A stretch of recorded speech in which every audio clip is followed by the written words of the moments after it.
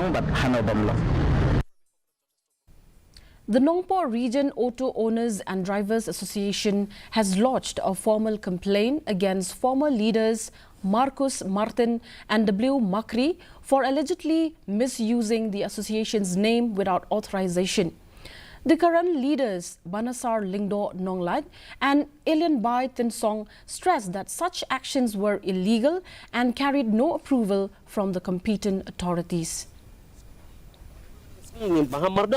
Ba umday su banangkam presiden lamis keskrim deknik bro udah ban sange no mardar udah ban sange ro haga lang jinglu khajna ga ju haga jinglu ngataj ga tes go ngim khane kata ga jing ku asusan dungu de kiwe pat ndrai umday ban sim pat ga ga ju ga kertan ga bangela dangal government kala itu engi Te nagaliang jangi somodong kumne ba nadu katung la maham ba une presiden la sekretari la isi jango baro makin day su ban kam yale be kum presiden kum sekretari berkum kinong kirkam jogane session Ndre hadu mentang ayo kaba susi galong bau dang penibor hadu mentah.